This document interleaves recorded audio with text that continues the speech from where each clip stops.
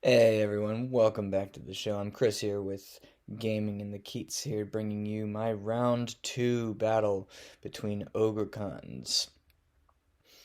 Um, I, I feel like I kind of have to apologize because my energy has been a little low in these last two battle reports, and as it turns out, I have COVID upon recording this video. So, ugh.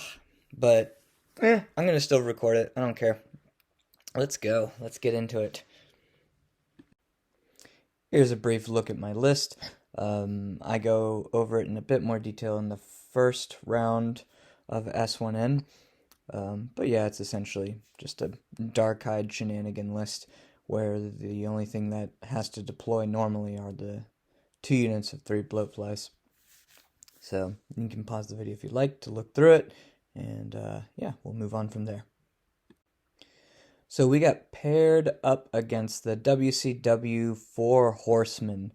Um, yeah, this was again looking like another tough matchup. We had a lot of red and orange on the matrix. So, but when we actually got the pairings, we're feeling fairly confident because our Dwarven Hold player got their best matchup of what they felt was a good possible yellow, like a higher yellow. I got just a solid yellow. Same with Vamps, our captain in Maryland. And we actually have a green here with Warriors of the Dark Gods. So we're feeling all right. So let's see if we can turn around the loss from game one into something good here in game two. For my opponent's Moonshines list, um, they're rocking a great con with 4 up, 4 up, great weapon, the Legacy, Liger's Tongue, and Spine Splitter, so that dude really hurts. He's got 2 shamans, 1 master shamanism, and 1 adept. So in total, this list is rocking 9 spells. He's got a con, BSB, double Aether, supernatural dexterity, and troll eater, which doesn't affect me at all.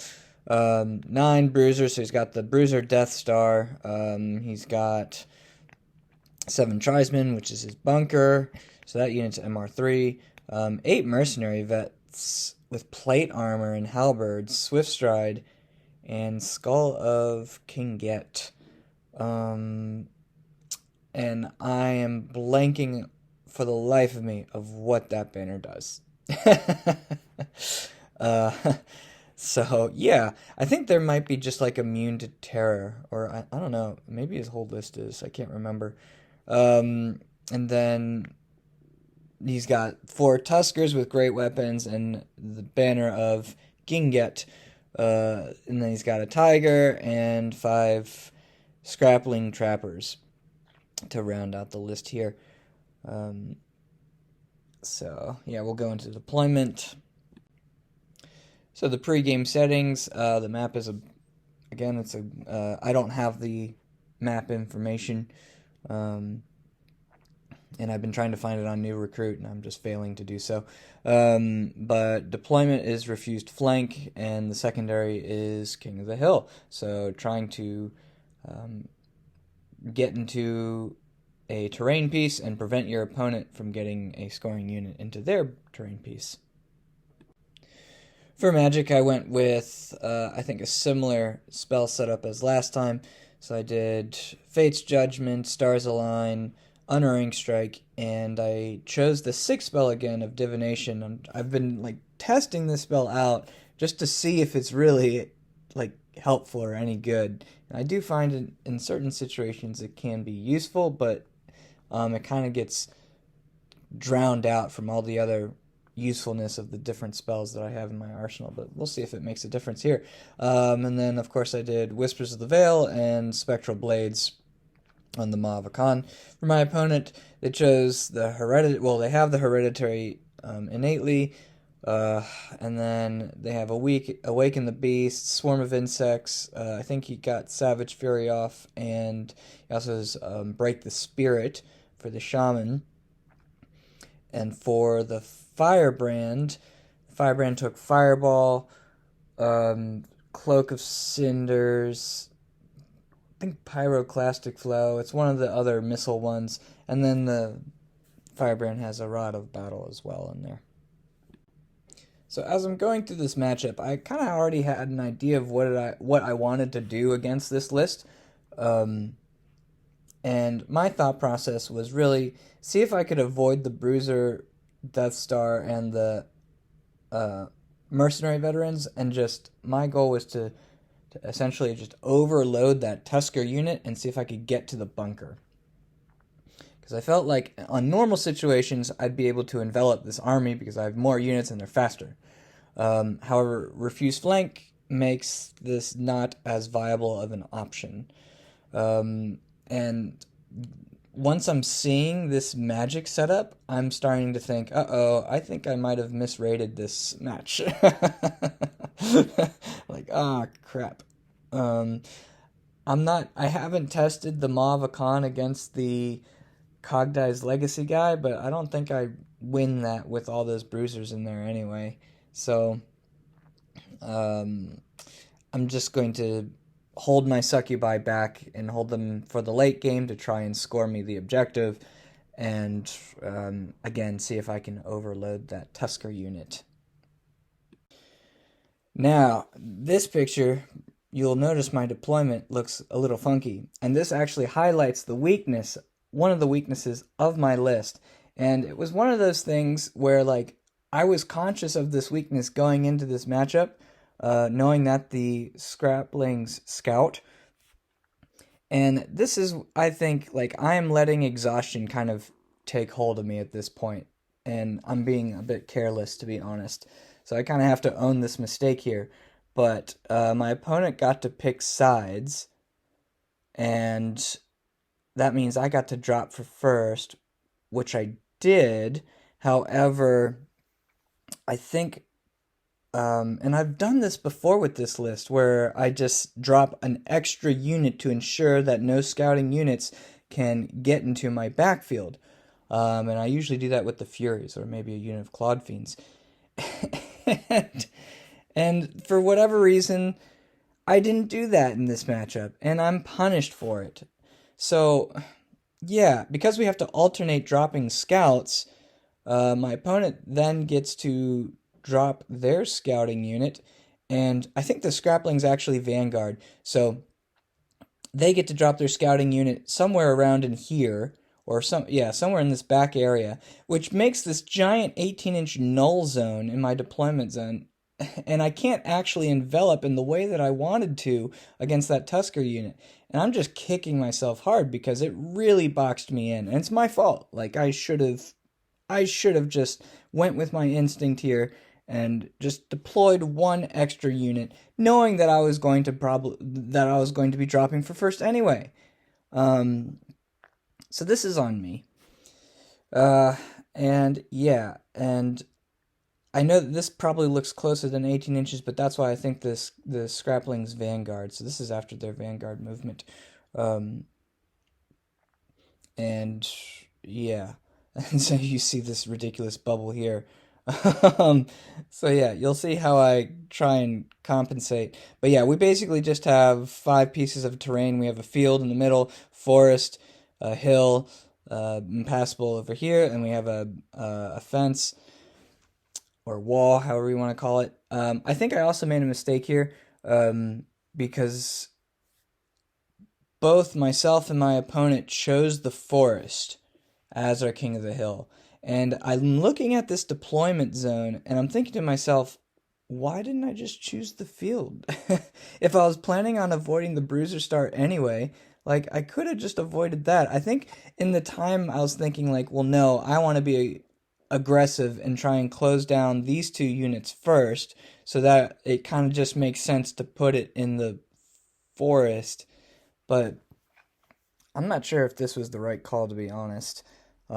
Especially given but it was also possible that I couldn't even pick the field because it might have been fully within my deployment zone. I'm not sure, to be. But there you have it.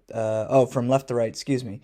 We've got Mercenary Vets, the Tiger, the big bruiser star, the tribesmen with the two shamans. Oh, yeah, and the BSB and the Connor in here, of course. And he's got the Tuskers from my left to right. We got the courtesan, bloatflies, the succubi, the maw, bloatflies, more succubi in the back, clawed fiends number 1, clawed fiends number 2, and furies right here. And then you can see the trappers out here. All right, so my turn 1. I'm able to exploit the flank of his mercenary vets with the courtesan, so she's able to get out of their line of sight to just start being a nuisance. And I'm figuring, well, I need to swing her out wide, so that way it forces the bunker. If my opponent wants to magic missile her, they have to turn the bunker to face. So, and then from there, I start my overall game plan here, where I chaff the Tuskers and the tribesmen. Everything is in the front as you see it, and I'm preventing. There's no possible overrun into any of my units. And then the Tuskers, actually, they have a flank onto the Furies. So now I'm pressuring the Tuskers with 2 units of Clawed Fiends and potentially the Bloatflies here. I'm staying out of charge range of the Bruisers with the Maw. Same with the Bloatflies. They're here to just support, and the Succubi are just chilling in the backfield. So with magic, my opponent lets the number 6 spell go on the courtesan, because that's basically what she's got. They stop the Unerring Strike onto the Tiger, but I do kill the Tiger with a Fate's Judgment. So I'm happy about that, but of course, Tigers are insignificant, and they don't cause any panics here anyway. So, on to my opponent's turn 1. For my opponent's turn 1, they do not take the bait, and instead their plan is to roast off these Furies. And yeah, you see the trappers just come up and start throwing their hand weapons into my Clawed Fiends, and the mercenary vets turn to face the courtesan, but it's kind of a moot point because the courtesan's so fast and she can just zip around here, and ultimately I just want to be in my opponent's backfield and just giving myself a bunch of different opportunities to charge in later turns. And in my opponent's magic phase, my opponent actually had a bit of a dud this phase. They fail Swarm of Insects, which I'm super happy about. They put the Hereditary onto the Bruisers, just in case. I stopped Scorching Salvo on the Furies, but then a Fireball kills 4 of them. And so therefore my opponent decides to pop a breath weapon here from the Firebrand, and roast the final Fury, which I was a bit bummed about, to be honest, because I was really, really hoping to just have one Fury alive so I could just put it right in front of, say, the Tuskers and really just make it impossible for my opponent to escape from the Bloatflies, the Clawed Fiends, from these 3 units here onto the Tuskers. But alas, the Furies got roasted. Alright, now things start to heat up a little bit. So, the order of operations was, I charged the first unit of Clawed Fiends into the Tuskers, and my opponent chooses to hold. Then I charge the second unit of Clawed Fiends in, and that's when my opponent chooses to flee. And so I think perhaps, I don't know if there was any better order of operations here, but because of this flee, it put the Tuskers outside of charge range of the Bloatfly, so I couldn't push them off the board. And so instead, I redirect both Clawed Fiend units into the Tribesmen, and my opponent, of course, chooses to flee from that as well. So, I think well played to my opponent here for drawing out my charges, because now I'm a bit out of position and I can't quite move up in a way that I want to, because the Bruiser Star is still just covering everything. the courtesan moves around to start threatening these units in the backfield, and hopefully just start. I think I want to start missling off some units here, or some models here in this tribesman unit, just to make them a bit more manageable, because ultimately I'd like to lock up that bunker with the courtesan. And so the rest you can kind of see here. The bloatflies are staying out of charge range of the merc vets, just trying to cover my angles. The maw is chilling, fat and sassy in the center. Two succubi units create a secondary battle line in the backfield, and then I pull the bloatflies over to this side. I think my thinking here was I didn't want my opponent charging me in the butt and potentially holding up a unit or two, or moving around in a way to chaff me, so I put the bloatflies right in front to prevent that from happening. I'm not sure if that was a good play or not, but they really had nowhere else to go, because the moment I move them out into this area, I can't get out of line of sight of the bruisers, so they're just going to eat it from the bruisers if I do that. So I think this was kind of my only option at this rate. A part of me is also wondering, in this position here, what if, say for example, what if I just choose to throw the bloatflies up out of line of sight of the merc vets and put them right in front of the bruisers and just have them be like a secondary layer of chaff? And just say, if you charge the bloatflies, you're going to get countercharged by 2 units of clawed fiends and my maw and the courtesan. So I'm wondering, this, like, as I'm looking at this picture, that might have been a potential option I could have accounted for, but I did not. And yeah, we'll go into my magic phase.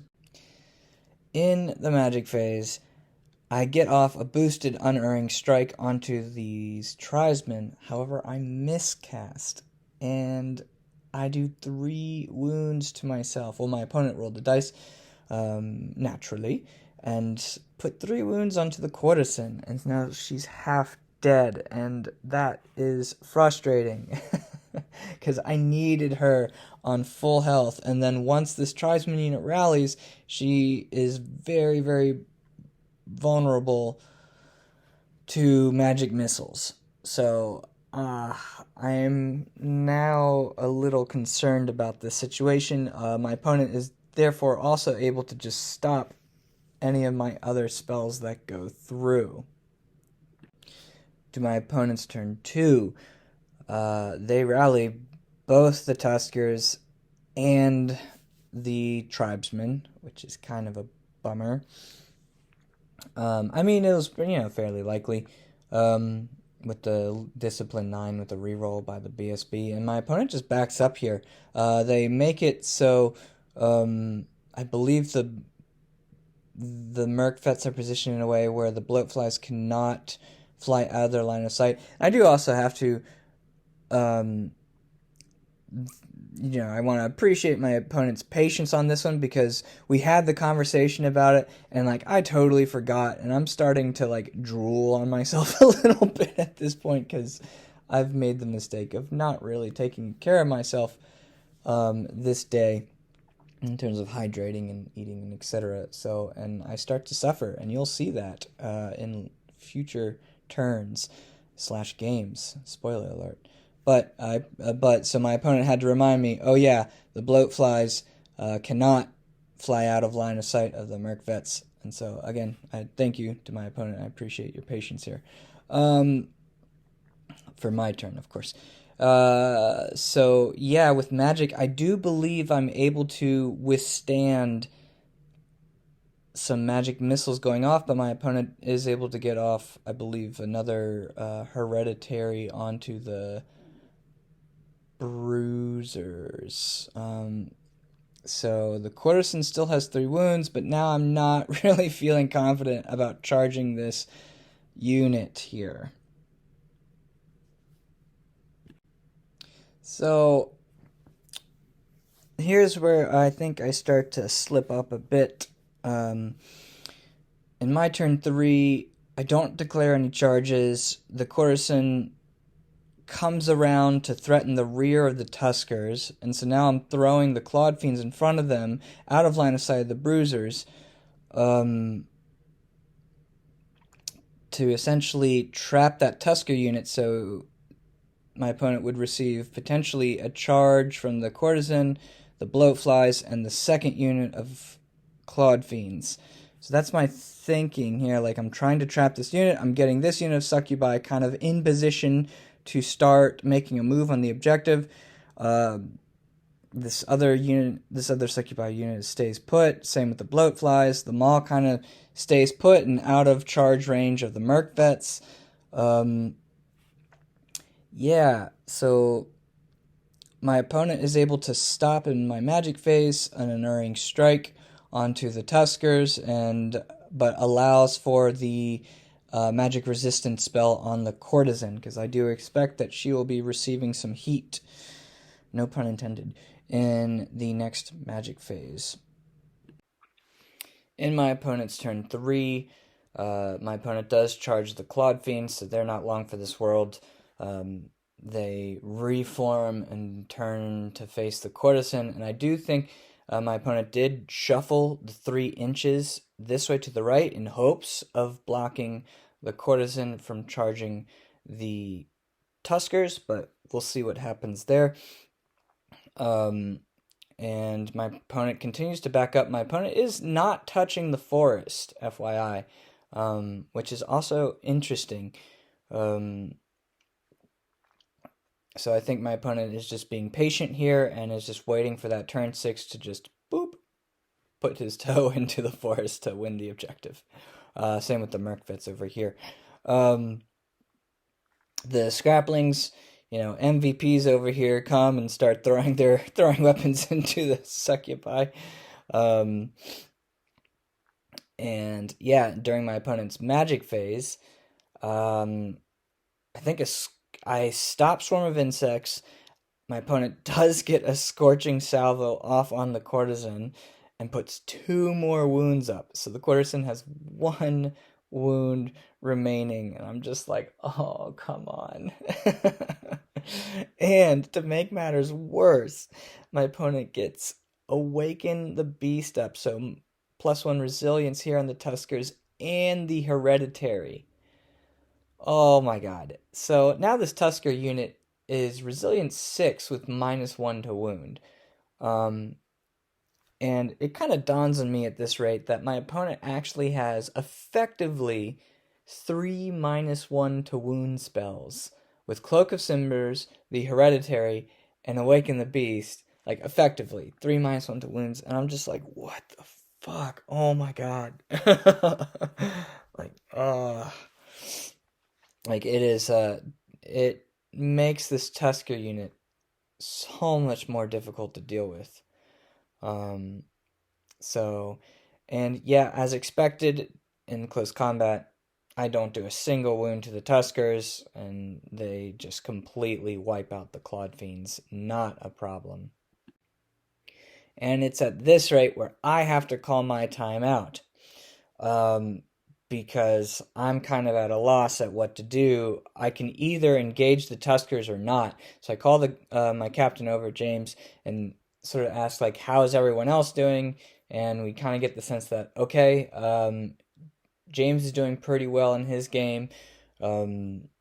Chris number 1, whereas the Doc Rods are doing pretty well in their game, but we're a bit uncertain about the Dwarven Holds matchup here, and it's not looking good. So we ultimately decide that I just need to go for it because the Courtesan only has 1 wound left, and James asked to double check with a laser to see if the Courtesan could indeed wheel past and hit the Tusker unit, which she could. And so that's actually, from closest point to closest point, a really easy charge to make. And so we just say, okay, we're going to go for it. So the Bloatflies, the Clawed Fiends, and the Courtesan charge the Tuskers, and it is a rear charge for the Courtesan. And so I clearly need to focus magic on this because I'm hoping, my hope is that I don't kill the unit, but I break them with all that combat resolution, and my goal is to run off the board with the courtesan and run the flies and the fiends up in this backfield area, so now I can start threatening this bunker. So that's the idea. So, speaking of ideas, I kind of messed this up a little bit. So I did not move far enough with the maw to get within 18 inches of the bloat flies. Without being in, I think I probably could have moved closer, to be honest. So the maw is within 18 inches of the clawed fiends, but not the bloat flies. And I think with the bloat flies, I wanted them to re-roll their to wound rolls instead of the clawed fiends. But I do get a boosted spectral blades up on the clawed fiends, and from the courtesan, I do get a stars a lineup on the bloat flies. So my opponent does stop Whispers of the Veil on the Tuskers, and we'll see how this combat gets on. And after everything is said, the combat is a push. Oh, crap. Oh, man. Like, it was gross. So, the Tuskers have great weapons. So, essentially, in combination with the courtesan, the clawed fiends, with rerolls to wound, boosted spectral, and bloat flies, rerolls to hit, with everything, I do 6 wounds to this unit. In return, my opponent strikes back and does 4 wounds to the bloat flies and 6 wounds to the clawed fiends. Like, what?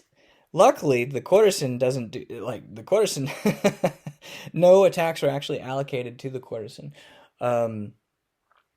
So I think my opponent wisely just put everything they could onto my squishier units, or the units that were easier to hit. So, and yeah. So basically, I have a charge, a big rear.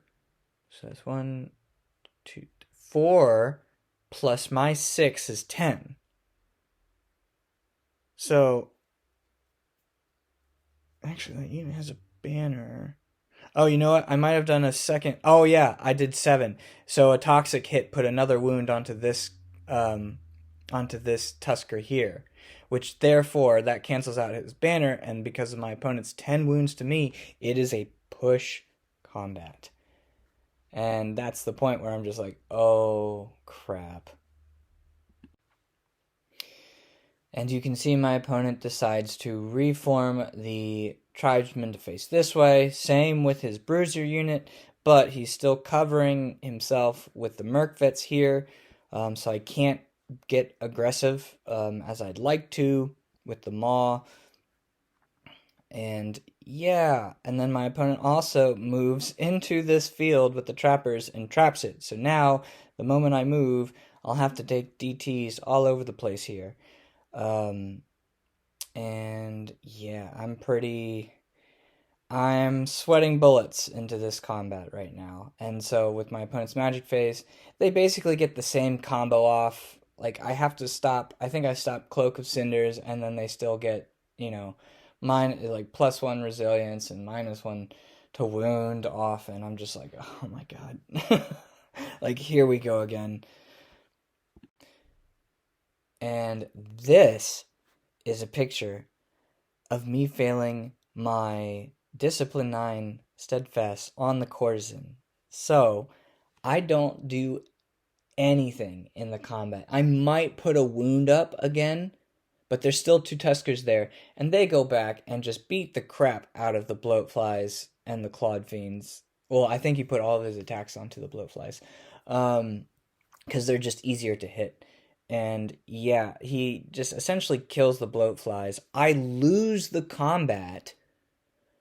The clawed fiends stick around, funnily enough, but the courtesan pops. Oh, like, no. Damn it. Of all the ways for her to pop, she doesn't get taken out by magic missiles or anything like that. She doesn't get taken out in the combat. She fails her discipline check. And you know what also pisses me off? And it's my fault. I forgot my guiding light. I forgot to put up my guiding light on this courtesan. Yep, and that is my fault. Remember your attributes, people. Okay, Demon Legion's turn 5. I can't really do much here, to be honest. Or at least that's how I feel. I do move the Succubi up to get in position, both my units, to get into position to collapse onto the objective in my turn 6. I do know the Merc Vets are there, but because his Ogres are facing this way, I feel like I do have like at least a chance to win the objective, maybe tie it.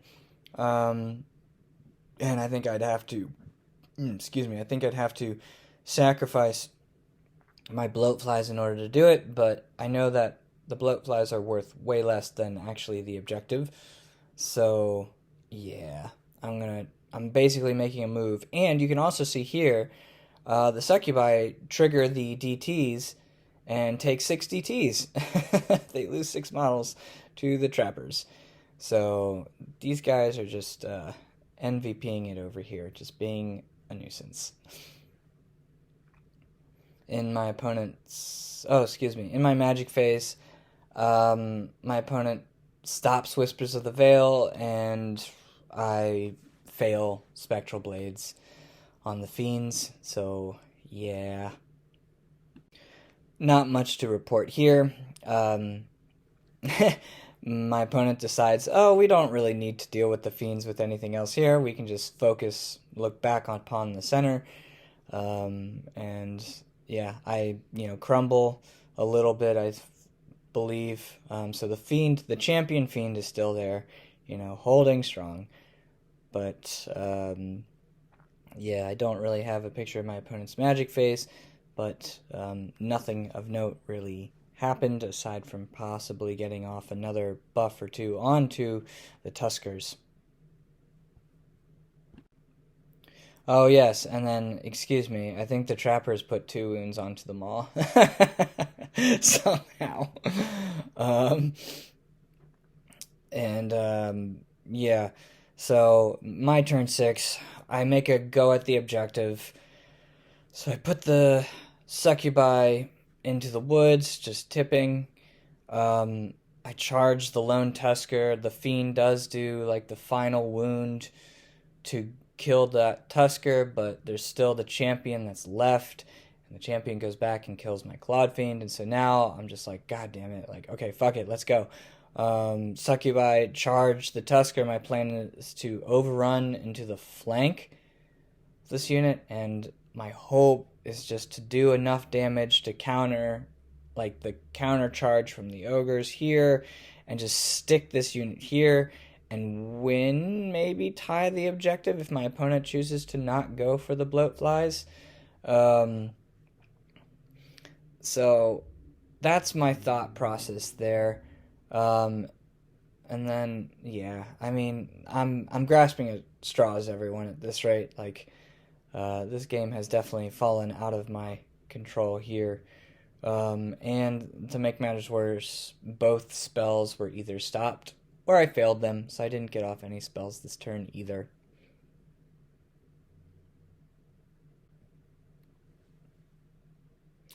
In my opponent's turn 6, as you can see, I do kill the Tusker. Finally. Oh my god. Yeah, the Succubi can roll 6s. Good job, Succubi. And yeah, I hit the flank of his bruisers, but of course my opponent countercharges with his ogres. My opponent does choose to ultimately charge the bloatflies and get their points. And I'm within 18 inches here with the maw, but I am just hoping that there are enough Succubi around to like prevent him from being able to reform or being able to tip his toe into the woods. But alas, no way. The Succubi just got eaten, like, hard. Oh my god. So I do like 8 wounds worth onto the bruisers, but I mean, there's just so many attacks being pumped out of both of these units with impact hits and stomps and blah blah blah. And so the succubi just didn't even have a chance, and I just auto pop. And so that allows my opponent to post combat pivot and tip their toe into the forest, tying the objective, and my opponent is able to pick up the points for the bloatflies. The bloatflies didn't even have a chance. I didn't do any wounds to this unit. It was just sad. And with all that being said, it is a victory to the Ogre Khans.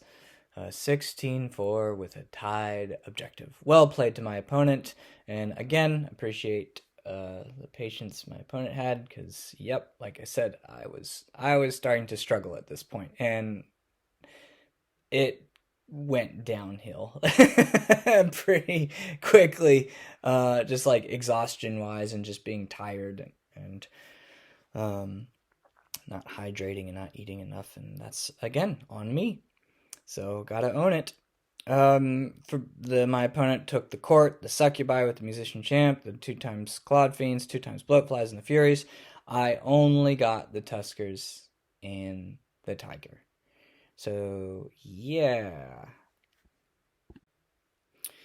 Um, Post game thoughts. I do believe I had an incorrect estimation. I asked my opponent afterwards, and they said they had me as a green, which makes sense. That's basically what happened. Um, I just, oh god, facepalm moment number 2 of this tournament for Chris.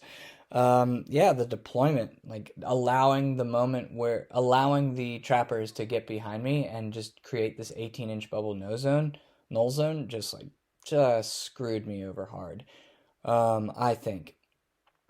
And I also think I just picked the wrong terrain piece. Now, granted, you could make the argument that, well, if I by picking the forest, it actually keeps his scoring units back because he only has the 4 units, because if he were to push me, I still have some flexibility and mobility with my units with light troops to essentially get around him.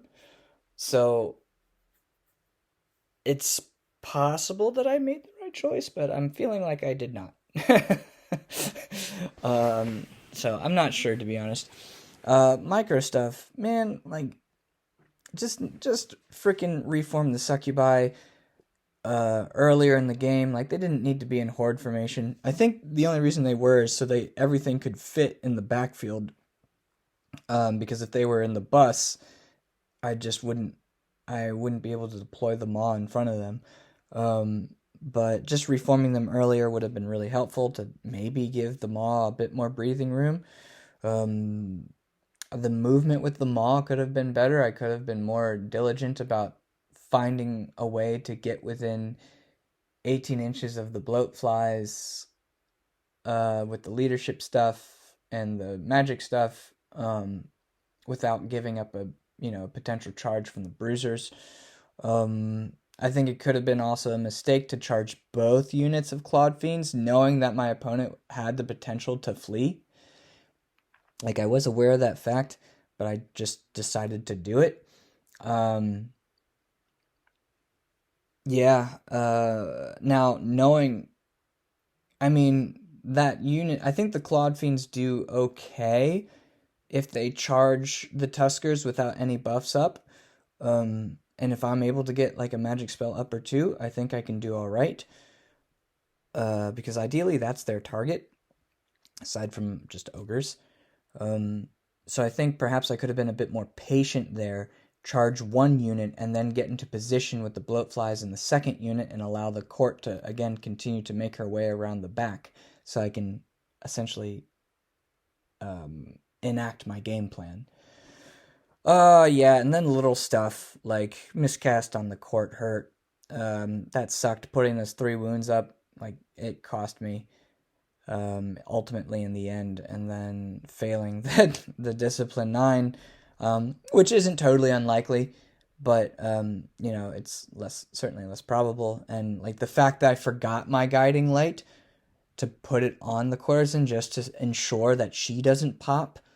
Oh my god. Like at this rate, it's clear that like the fatigue was starting to set in. So that is yeah, no bueno.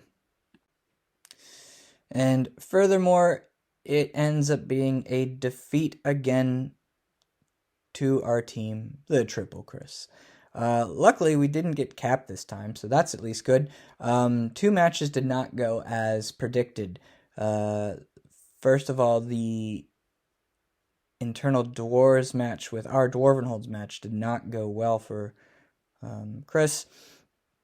This match went as expected with the Warriors. My match did not go well, and I think that was more or less due to the incorrect estimation, if anything.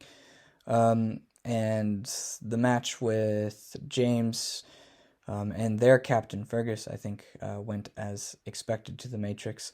So, yeah, we didn't get capped, but we still suffer yet another defeat. So can we pull ourselves out from the bottom, is the question. Anyways, everyone, thanks for watching all the way through. Really appreciate it. It was fun making this report.